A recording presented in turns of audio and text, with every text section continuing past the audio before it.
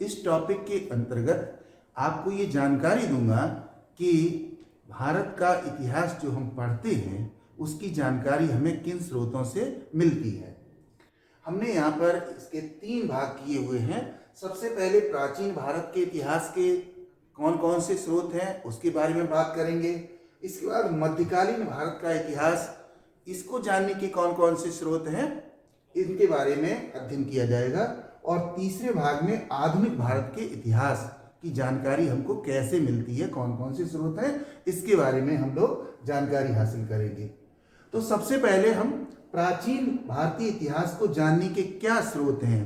तो इसमें बहुत सारे ऐसे स्रोत हैं जिनसे हमको जानकारी मिलती है। तो उनको व्यवस्थित तरीके से अध्ययन करने के लिए मैंने इसको भी 3 भागों में बांटा हुआ है। सबसे पहले हम देखेंगे कि ऐतिहासिक स्रोत कौन से होते हैं, उसके बाद पुरातात्विक स्रोत कौन से होते हैं, और विदेशी वृत्तांत। 3 भागों में हमने इसको बांटा हुआ है। तो आज भाग 1 के बारे में हम बात करेंगे, जिसको आपको ध्यानपूर्वक सुनना है।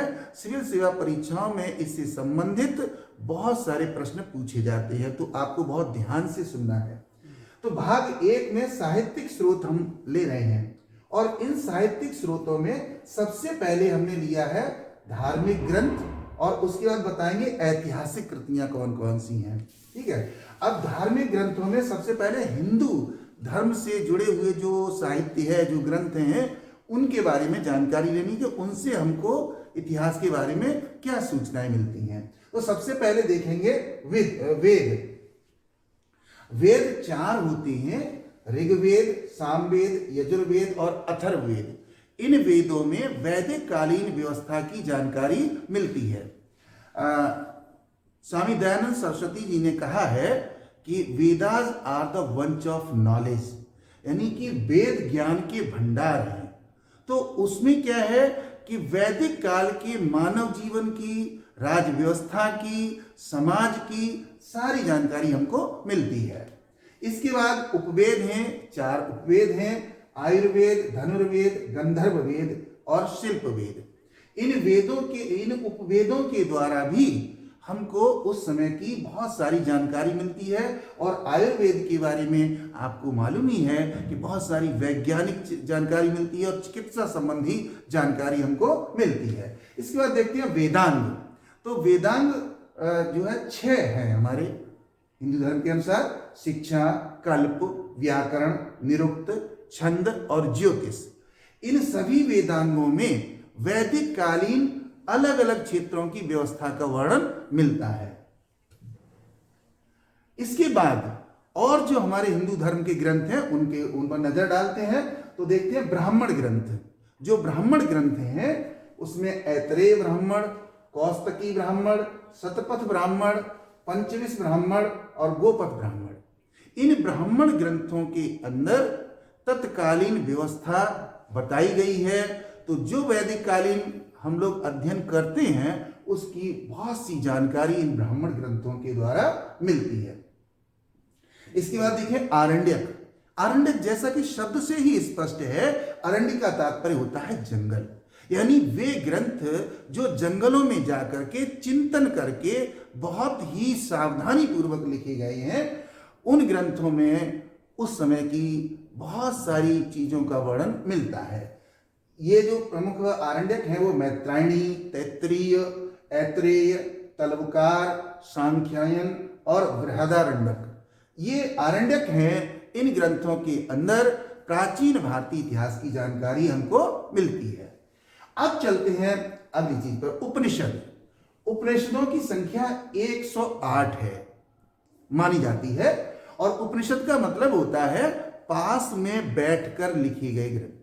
यानी कि जो विद्वान लोग, ऋषि मुनि उस समय होते थे, वे लोग बोलते थे और उनके शिष्य या अन्य जो लोग होते थे वो उन चीजों को संकलित कर लिया करते थे, तो वो उपनिषद कहलाए। तो इसमें प्रमुख जो उपनिषद हैं वो कठोपनिषद है, केनोपनिषद, छांदोग्य उपनिषद और ईशावास्योपनिषद। यहाँ पर केवल 3-4 की संख्या दी गई है, वैसे कुल संख्या इनकी 108 मानी जाती है। इसके बाद सूत्र साहित्य।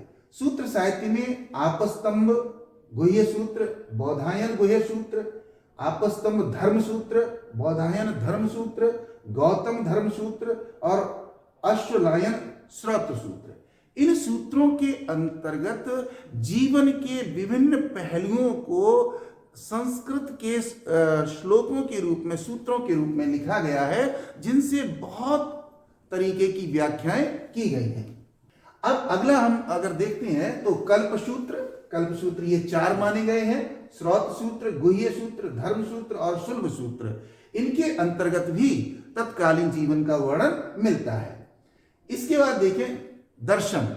जो भारतीय प्राचीन परंपराओं में दर्शन है, उनमें 6 दर्शन माने गए हैं प्रमुख रूप से। सबसे पहले न्याय दर्शन है, जो महर्षि गौतम के द्वारा इस पर चर्चा की गई है और बहुत सारी बातें बताई गई हैं। इसके बाद वैशेषिक दर्शन महर्षि कणाद के द्वारा, जिनको माना जाता है, भारत में मानते हैं कि अणु की खोज इन्होंने की थी। इसके बाद पूर्व मीमांसा दर्शन महर्षि जैमिनी का है, जिन्होंने विभिन्न पहलुओं की, विभिन्न आत्मिक चिंतन की मीमांसा की हुई है। इसके बाद उत्तर मीमांसा, ये वादरायण का है। इसके बाद सांख्य दर्शन महर्षि कपिल मुनि के द्वारा इसकी स्थापना की गई है, इसको बताया गया है। और इसके बाद योग दर्शन, जो तब से लेकर अब तक बहुत ही महत्वपूर्ण भूमिका निभा रहा है महर्षि पतंजलि का। ये जीवन को किस तरीके से संतुलित तरीके से बिताया जाए, कैसे शरीर को, मन को और आत्मा को शक्तिशाली बनाया जाए, इन सारी चीजों का वर्णन इस योग दर्शन के अंदर मिलता है। इसके बाद हम ज्योतिष देखें तो ज्योतिष जो ग्रंथ हैं वो जीवन को जीने के पहलुओं पर विचार करते हैं और साथ ही किस तरीके से आप अपने कर्मों के द्वारा भविष्य को सुधार सकते हैं या भविष्य में क्या घटित होने वाला है। इसमें खास तौर से ग्रहों और नक्षत्रों का वर्णन किया गया है, जिनकी चाल के अनुसार पंचांग बना करके उसको निर्धारित किया गया है। तो इसमें ज्योतिष में अगर देखें तो बृहत जातकम, सूर्य सिद्धांत, बीज गणितम और बृहत संहिता, ये वे ग्रंथ हैं जो वैदिक कालीन समाज की उच्च परंपराओं को और उच्च दर्शन को और उच्च चिंतन को प्रदर्शित करते हैं। अब अगली बात आती है पुराणों की। तो पुराणों की कुल संख्या 18 मानी गई है और इसके संबंध में व्यास जी का कहना है कि अष्टादश पुराणेषु व्यासस्य वचनम द्वयम परोपकाराय पुण्याय पापाय परपीडनम। अर्थात पुराणों का जो सार तत्व है वो ये है कि दूसरे की मदद करना, परोपकार करना सबसे बड़ा पुण्य है और दूसरे को पीड़ा पहुंचाना सबसे बड़ा पाप है। तो पुराणों के अंदर भी उन जीवन दर्शनों की व्याख्या की गई है जिनके आधार पर जीवन को बेहतर बनाया जा सकता है। यहाँ पर कुछ पुराणों की हमने चर्चा की है, लिखा हुआ है ब्रह्म पुराण, विष्णु पुराण, पद्म पुराण, अग्नि पुराण, वायु पुराण और शिव पुराण। ये जो पुराण है वो विभिन्न देवताओं के नाम पर आधारित हैं और नाम जरूर देवताओं का रखा गया है, लेकिन जीवन के विभिन्न क्षेत्रों में कल्याणकारी कार्य कैसे किए जा सकते हैं, एक उच्च नैतिकता वाली सोच क्या हो सकती है, उन चीजों का वर्णन किया गया है। अब इसके बाद आगे चलते हैं तो हम देखते हैं स्मृतियां। स्मृतियों में भी वैदिक जीवन का विस्तृत वर्णन मिलता है। सामाजिक और धार्मिक व्यवस्था कैसी हो इसके बारे में जानकारी मिलती है। तो इसमें जो खास स्मृतियां हैं प्रमुख, उसमें मनु स्मृति, याज्ञवल्क्य स्मृति, बृहस्पति स्मृति, नारद स्मृति, पाराशर स्मृति। इन स्मृतियों के अंतर्गत तत्कालीन व्यवस्था का और भविष्य के लिए किस तरीके का समाज हो, किस तरीके की राज व्यवस्था हो, किस तरीके की लोगों की जीवन शैली हो, इसका वर्णन किया गया है। इसके बाद महाकाव्य। महाकाव्यों में अगर हम देखें तो उस समय के 2 बहुत ही महत्वपूर्ण महाकाव्य हैं, महर्षि वाल्मीकि द्वारा रचित रामायण और वेद व्यास जी द्वारा रचित महाभारत, जिसमें जीवन के हर पक्ष का विस्तृत तरीके से चारित्रिक आदर्शों की स्थापना करते हुए वर्णन किया गया है, जो हमें उस समय के उच्च आदर्शों की जानकारी देते हैं।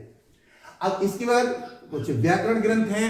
इन व्याकरण ग्रंथों में अष्टाध्यायी बहुत ही विख्यात है। अष्टाध्यायी इनमें क्या है कि भाषा की गंभीरता को ध्यान में रखते हुए एक एक शब्द का, वर्ण का, वाक्य का, विचार का और भाषा का विस्तृत उल्लेख मिलता है, अलग अलग हमको जानकारी मिलती है। तो ये जानकारी तो थी अब तक जो मैंने बताई, वो थी हिंदू धर्म ग्रंथों के बारे में मैंने चर्चा की। मैं आपको यहाँ पर बता देना चाहता हूँ कि जिन ग्रंथों के नाम मैंने आपको बताए हैं और जिन ग्रंथों की जानकारी दी है, सिविल सेवा परीक्षाओं में इन पर आधारित बहुत सारे प्रश्न पूछे जाते हैं।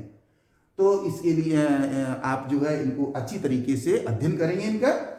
अब हम बात करते हैं कुछ अन्य धार्मिक ग्रंथों की। इसमें सबसे पहले बौद्ध धर्म के बारे में देखें कि बौद्ध धर्म के कौन से ग्रंथ हैं प्रमुख रूप से। तो सुत्त पिटक, विनय पिटक और अभिधम्ब पिटक, ये 3 पिटक हैं जिसमें विभिन्न प्रकार की जातक कथाओं के माध्यम से बौद्ध धर्म की जानकारी मिलती है और उस समय के तत्कालीन समाज की जानकारी मिलती है। खास तौर से मौर्यकालीन समाज की जानकारी हमको इससे मिलती है। इसके बाद कुछ निकाय हैं, अंगुत्तर निकाय, खुद्दक निकाय, मध्यम निकाय। इन निकायों के द्वारा भी तत्कालीन समाज, राज व्यवस्था, धार्मिक नीतियों और बुद्ध के विचारों की जानकारी प्राप्त होती है। इसके बाद अशोकावधान, दिव्यावधान, आर्य मंजूश्री और मिलिंद पन्हो, ये प्रमुख ग्रंथ हैं बौद्ध धर्म के, जिनमें उस समय की भाषा, शैली, जीवन, धार्मिक विचारधारा, राज व्यवस्था, इन सब की जानकारी हमको मिलती है। इसके अलावा और भी बहुत सारे ग्रंथ हैं बौद्ध धर्म से जुड़े हुए जो हमें प्राचीन भारत के इतिहास पर प्रकाश डालते हैं।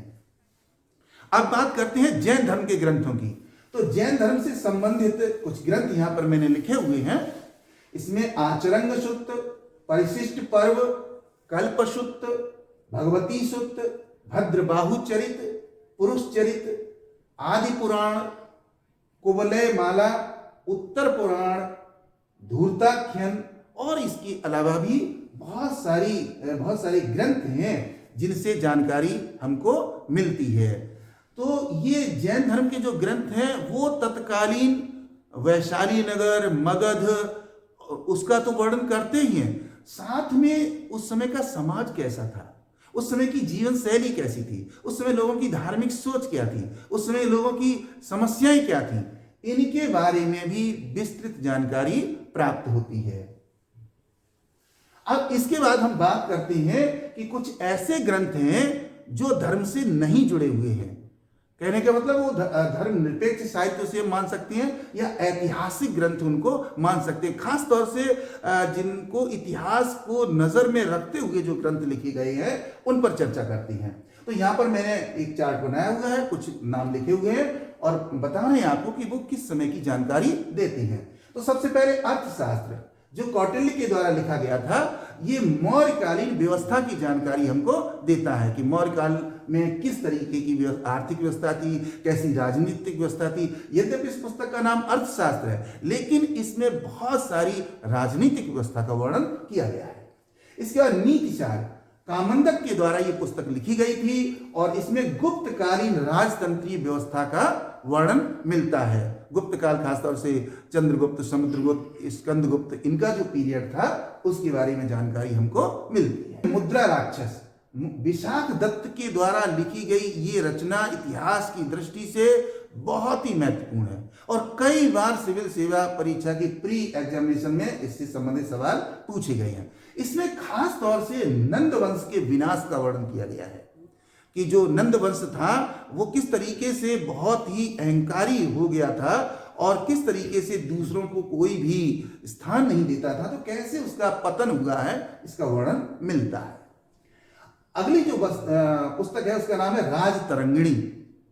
संस्कृत के महाविद्वान कल्हण के द्वारा ये पुस्तक लिखी गई है और ये एकमात्र पुस्तक है जिसमें कश्मीर के इतिहास की व्यवस्थित जानकारी हमको मिलती है। खास तौर से 12वीं सदी का जो कश्मीर था उस समय की पूरी जानकारी इस पुस्तक के द्वारा हमको मिलती है। अगली बात हर्षचरित वाणभट्ट के द्वारा। वाणभट्ट जो है महाराज हर्षवर्धन का दरबारी लेखक था, उसने ये पुस्तक लिखी थी और इसमें हर्षवर्धन की उपलब्धियों का वर्णन किया गया है कि हर्षवर्धन ने किस तरीके से कन्नौज को संगठित किया और किस तरीके से बौद्ध धर्म के प्रचार के लिए प्रयाग में उन्होंने एक महासभा आयोजित करवाई थी, उसका वर्णन मिलता है। अगली पुस्तक है मालविकाग्नि मित्रम, कालिदास के द्वारा लिखी गई ये पुस्तक है और इस पुस्तक में खास तौर से पुष्य मित्र शुंग और यवनों का वर्णन किया गया है। जो यवन लोग थे, हिंदुस्तान में आए थे, उन्होंने किस तरीके से पुष्यमित्र सिंह के साथ संबंध स्थापित किए, किस तरीके से संघर्ष हुआ, क्या हुआ, इस सारा वर्णन मिलता है। अगली जो पुस्तक है वह बृहत कथा मंजरी, बहुत ही बड़े विद्वान क्षमेंद्र जी के द्वारा ये पुस्तक लिखी गई है और इसमें मौर्यकालीन घटनाओं का वर्णन मिलता है। मौर्यकाल के अंदर अशोक का समय, चंद्रगुप्त मौर्य का समय जो है, उस समय कौन कौन सी खास घटनाएं हुई थी उसकी जानकारी हमको मिलती है। इसके बाद अगली पुस्तक है गौड़ बहो। गौड़ बहो संस्कृत के महाविद्वान वाकपति के द्वारा लिखी गई थी ये पुस्तक और ये कन्नौज नरेश यशोवर्मन के बारे में वर्णन करती है। जो प्रभाकर वर्मन और यशोवर्मन, जो वर्मन वंश हुआ था, उसके बारे में हमको जानकारी देती है ये पुस्तक। पृथ्वीराज विजय, पृथ्वीराज विजय नामक ये पुस्तक लिखी गई थी जैनक के द्वारा लिखी गई थी पुस्तक और इसमें पृथ्वीराज चौहान का वर्णन मिलता है कि किस तरीके से उन्होंने हिंदू राज्य को बचाने के लिए प्रयास किया परंतु वो सफल नहीं हो पाए। इसके बाद अभिज्ञान शाकुंतलम, अभिज्ञान शाकुंतलम नामक पुस्तक जो है कालिदास के द्वारा लिखी गई थी और इसमें राजा दुष्यंत और शकुंतला की कहानी का वर्णन मिलता है। तो इससे प्रकाश पड़ता है उस समय की व्यवस्था का, उस समय की रहन सहन का और उस समय की जो जटिल रूढ़ियाँ थी या सामाजिक कुरीतियाँ थी, उन पर भी प्रकाश पड़ता है। तो इस तरीके से इसके अलावा भी बहुत सारी और ग्रंथ हैं जिन सब पर चर्चा यहाँ पर नहीं की जा सकती है, हमारी सीमाएं हैं कुछ, तो जिसके कारण यहाँ पर जो मैंने जो पुस्तकें ली हैं वो आप देख रहे हैं कि किस तरीके से जो प्राचीन भारत है उसका दर्शन हमको करवाती हैं। तो ये साहित्य की जुबानी, इतिहास की कहानी आप तक पहुंचाने का प्रयास हमने किया है। इसके बाद थोड़ी सी और बात करते हैं। अगर हम दक्षिण भारत की ओर जाएं तो दक्षिण भारत में संगम साहित्य लिखा गया था।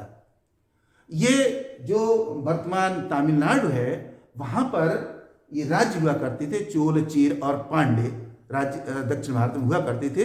तो खास तौर से पांडे लोगों के द्वारा ये आयोजन किया गया था और इसमें बहुत सारे विभिन्न भाषाओं के विद्वान बुलाए गए थे, इसीलिए इसको और उनसे लिखवाया गया था, इसीलिए इसको संगम साहित्य नाम दिया गया है। इसमें दक्षिण भारत की क्या स्थिति थी, क्या राज्य व्यवस्था थी, क्या समाज की व्यवस्था थी और क्या अर्थव्यवस्था थी, क्या समस्याएं थी, उन सब का वर्णन इनमें मिलता है। जो खास पुस्तकें हैं उनमें से हमने कुछ पुस्तकों के यहाँ पर नाम लिखे हुए हैं। ये हैं ऐत्त तौके, पुत्तु पात्तु, तोलिका पियम, पुरन नुरु, परिपादल और पदिने किल कणक्कु। ये वे पुस्तकें हैं जो संगम साहित्य में लिखी गई थी दक्षिण भारत में और इनकी भाषाएं भी दक्षिण भारतीय भाषाएं थी, या तो ज़्यादातर तमिल में लिखी गई थी और कुछ द्रविड़ भाषा में लिखी गई थी, कुछ कन्नड़ में लिखी गई थी, लेकिन खास तौर से तमिल साहित्य ये लिखा गया था। तो इस तरीके से इस वीडियो के माध्यम से मैंने आप तक ये बात पहुंचाने की कोशिश की है कि जो हम भारत का प्राचीन इतिहास पढ़ते हैं उसकी जानकारी हमको किन किन साहित्यिक पुस्तकों से मिलती है। इस तरीके से आपने हमारा वीडियो देखा, बहुत बहुत आभार, धन्यवाद आपको। और एक निवेदन कि हमारे चैनल को आप सब्सक्राइब कर लीजिए, लाइक कर लीजिए और शेयर कर लीजिए ताकि आपको सारी जानकारी बराबर मिलती रहे। धन्यवाद।